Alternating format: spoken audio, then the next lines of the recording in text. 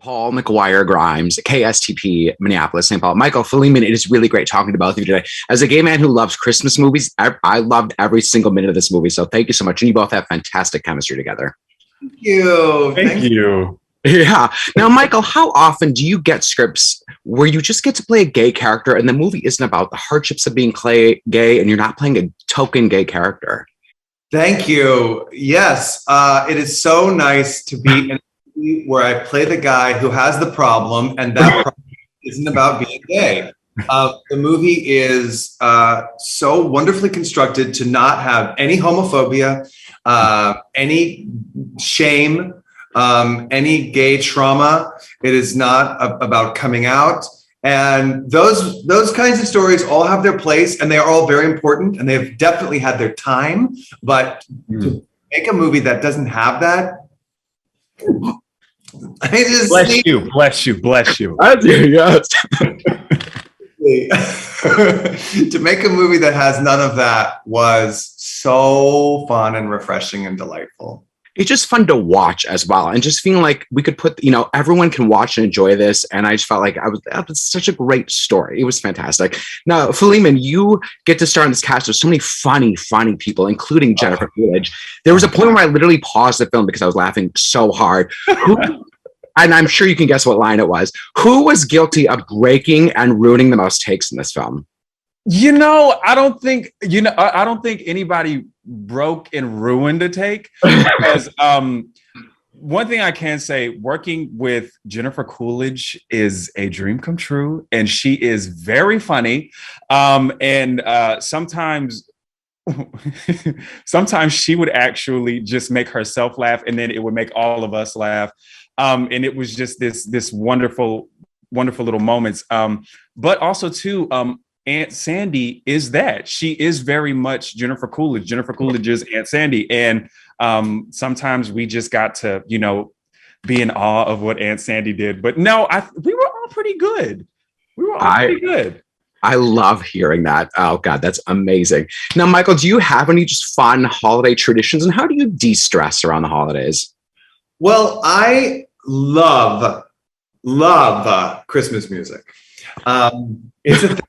I have I'm a little bit obsessed with it, and to the point where I have to wait as long as I can to start playing it, because it becomes like all I'll listen to. Mm-hmm. So I would say like Christmas music, Christmas scents, like a Christmas candle, yes.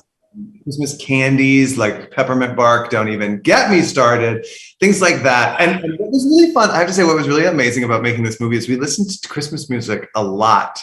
Yeah. When was this? April? We shot this in April. Yeah. But we still it was like Christmas. So it's sort of like this year we had 2 Christmases. And now we have a third because the movie's coming out and we're going to do it again.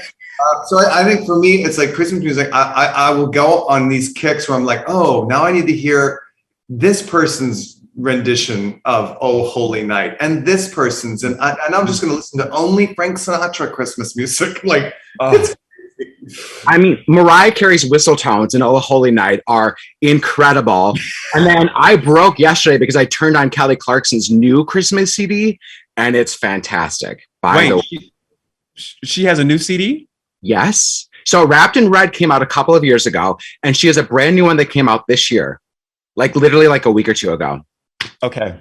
I've had I've had a personal Christmas music embargo that might have to get lifted this week because that sounds too good to be true. I have a tree embargo where the tree comes up right after Thanksgiving. I have to space out my holidays a little.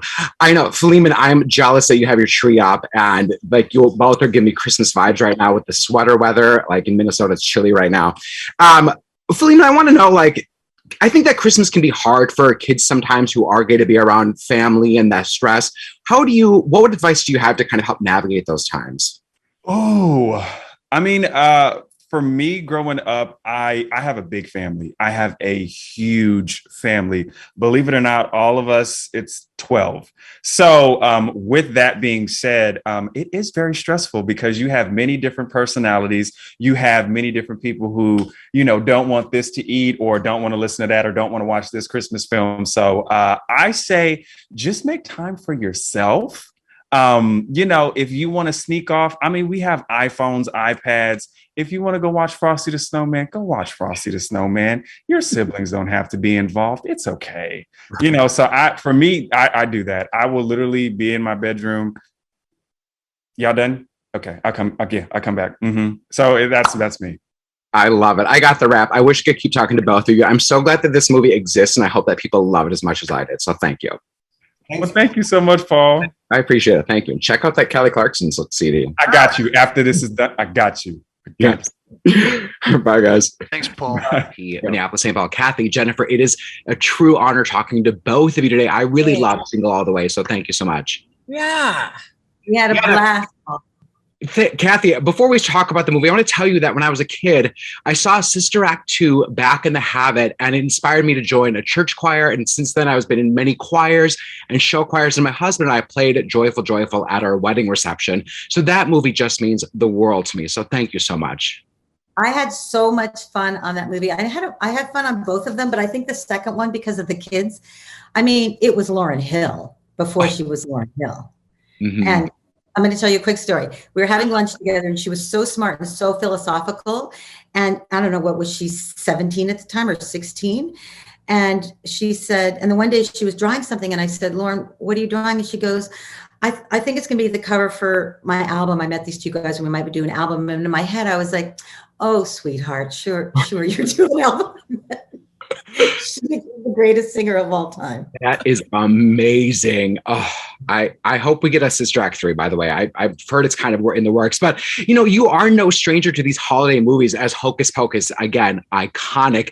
Does being in a Halloween or this really great Christmas movie just feel differently than other TV projects or movies that you've done? Well, Jennifer and I both agree that one of the things we liked most about Single All the Way was not only was it great writing and funny and the cast was really great.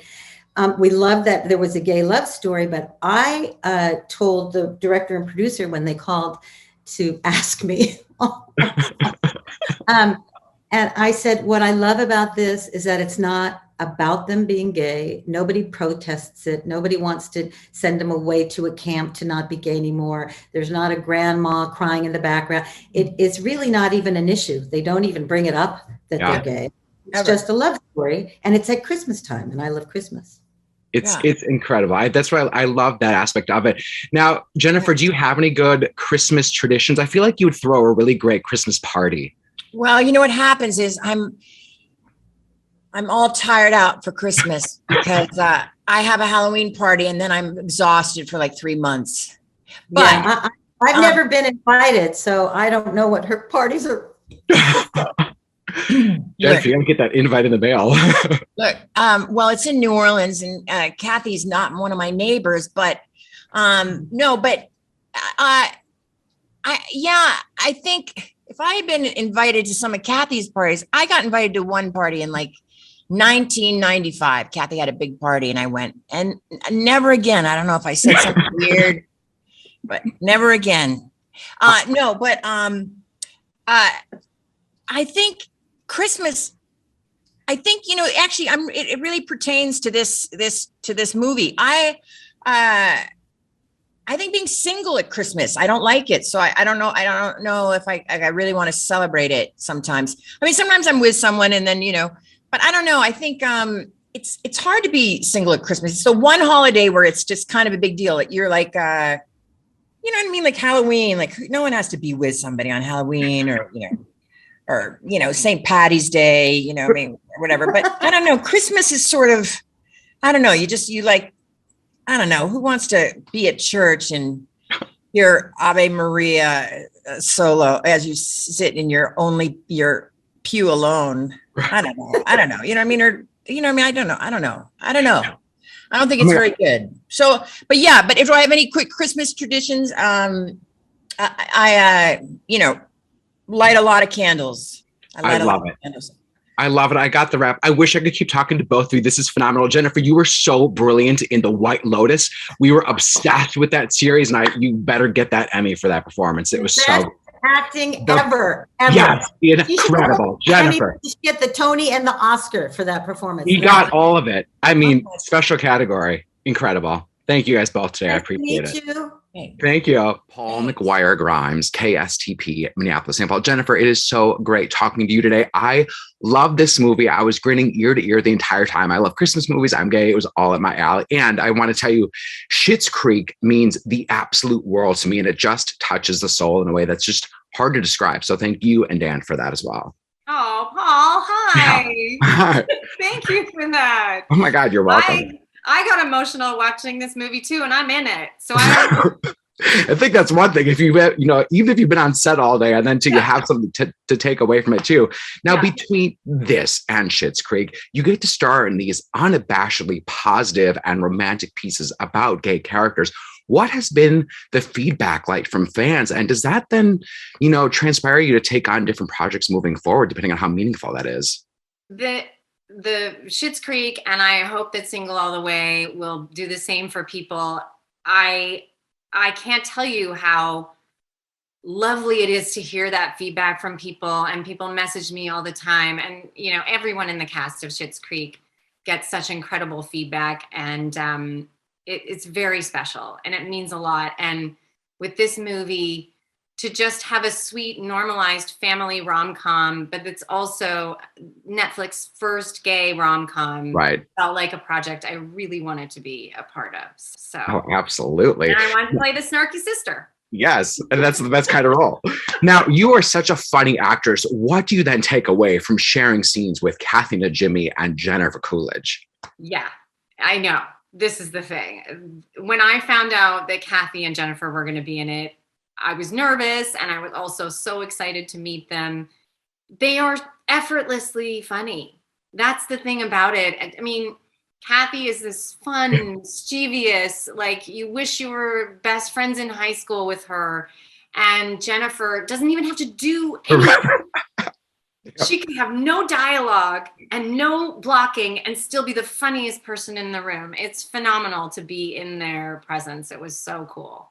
Who breaks the most on set when those two are working together, and who ruins the most takes? Jennifer laughs a lot. She's cracking up.